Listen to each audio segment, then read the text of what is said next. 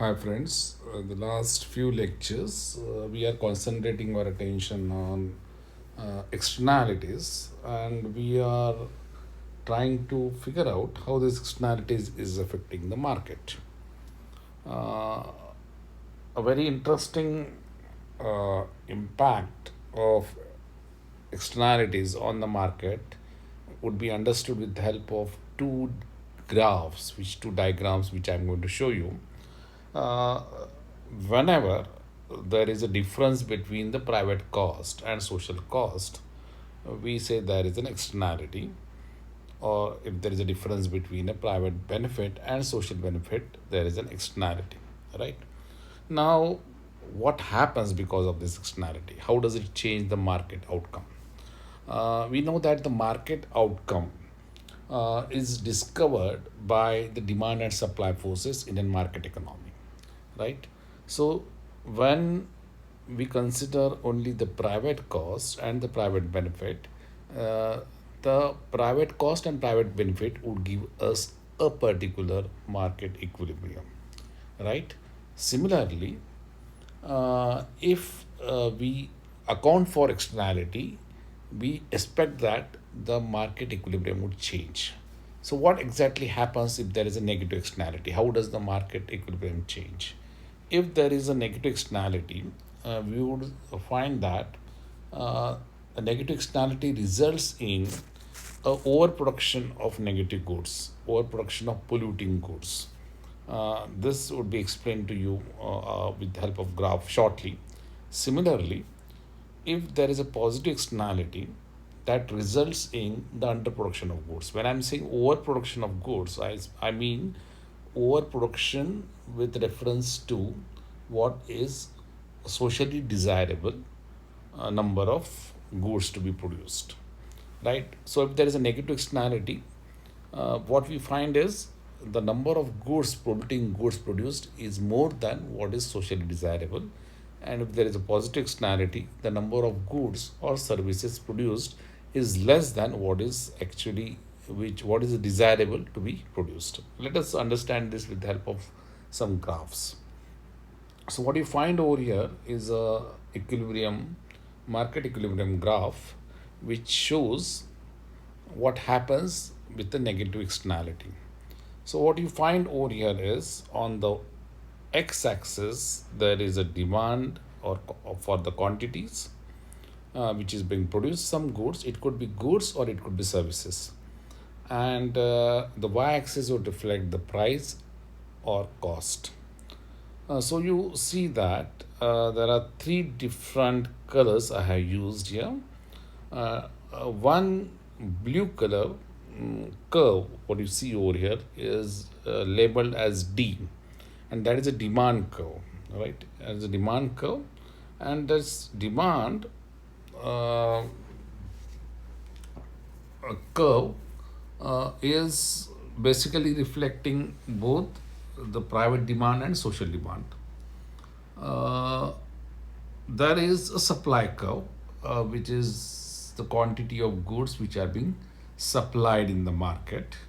Let us say that the quantity of goods which are supplied in the market, they are polluting goods. For example, let us say that there is a production of cars, right? So car is, let us say, the quantity of cars is the product. So now if we take the example of cars, the quantity which I have shown here on the x-axis would reflect the number of cars which are being produced, right?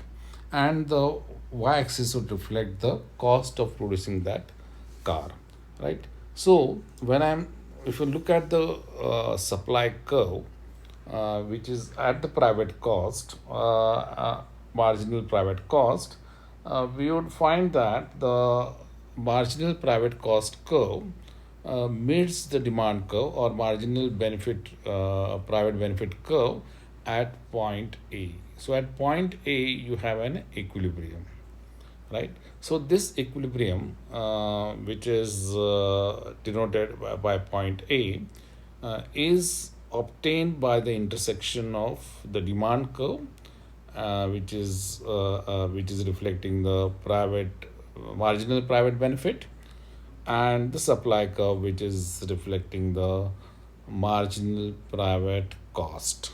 So the marginal private cost and marginal private benefit curves, they would intersect at point A, and there the supply and demand curves where they are intersecting at point A would give you an equilibrium output QA, means QA number of cars would be produced, and those will be available at a equilibrium price of PA. Now we know that when we talk about the private cost of production, it means that that private cost is not accounting for the damages which are caused to due to the pollution from the cars, right? And that those damages are to the third party.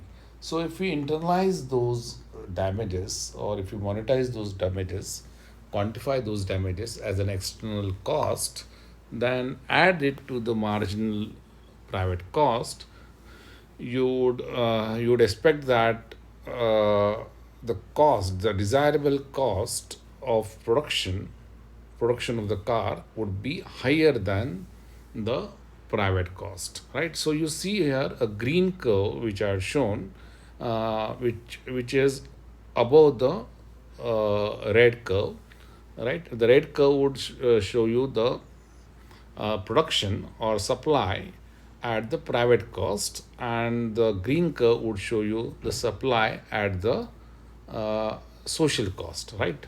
So the marginal social curve is above the marginal private curve. So now, when you account for the negative externality, and if you want to have a efficient outcome, now efficient in the sense that it is taking care of the negative externality, right? So if you want to achieve that economically efficient, socially desirable output, then we need to consider the point where the marginal social cost is equal to the marginal social benefit. Okay, so the marginal social benefit curve, which is D, intersects the marginal social cost curve, and that intersection point is now a new point B. So what you find now is a shifting of the equilibrium output from A to B, and the number of goods which are produced is now less than QA. So the new uh, quantity which would be produced, uh, when we consider the marginal social cost, or when we consider the negative externality, you'll get the new quantity which is QB, which is less than QA. So as I was saying, that whenever there is a negative externality, it results in the overproduction of the goods.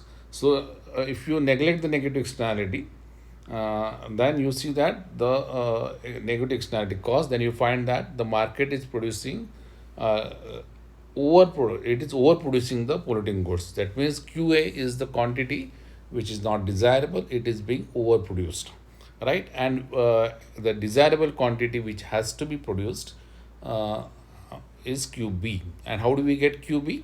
So we got QB by accounting for the costs of pollution in my example, right? So wherever the marginal social cost becomes equal to the marginal social benefit, that point is the point of socially efficient output. In our case, it is the point B, and the socially efficient, economically efficient output is QB, right?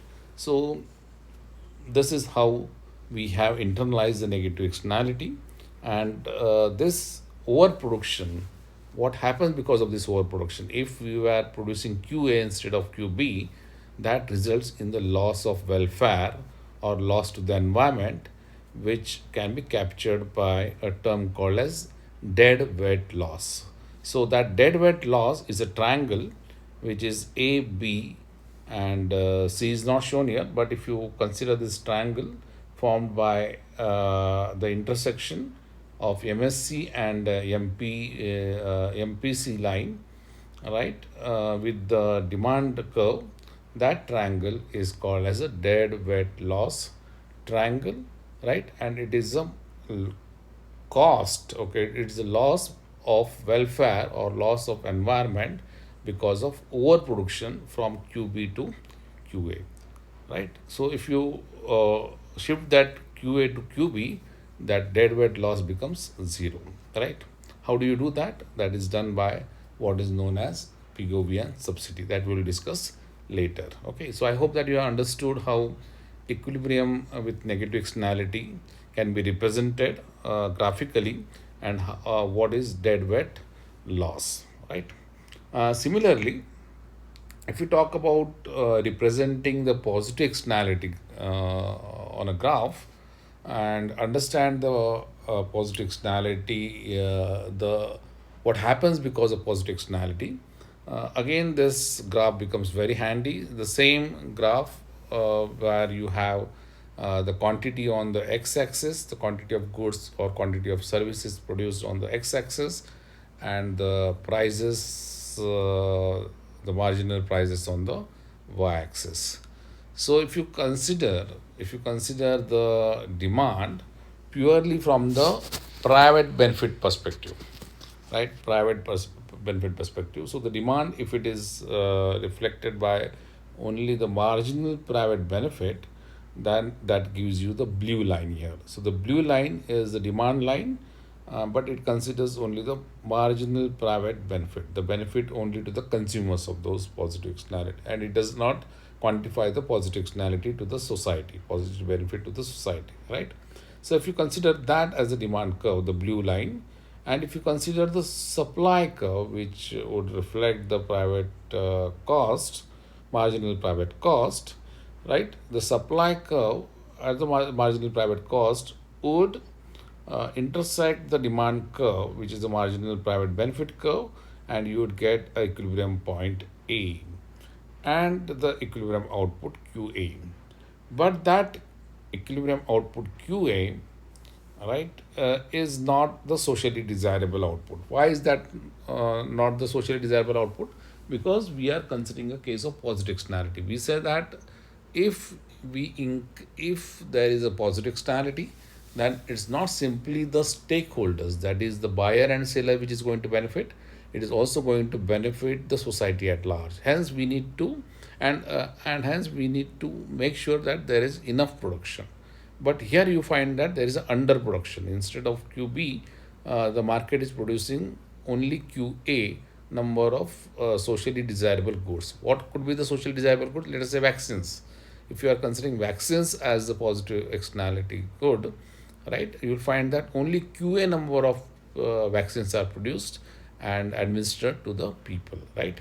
But we know that vaccines are having positive externality. If you supply more vaccines, then it is going to benefit the society at large. So what we need to do is that then we need, if you account for that positive externality, the marginal social benefit would be greater than the marginal private benefit, and the curve, the demand curve, would shift upwards. So you see that there is a MSB curve, that is a marginal social benefit curve.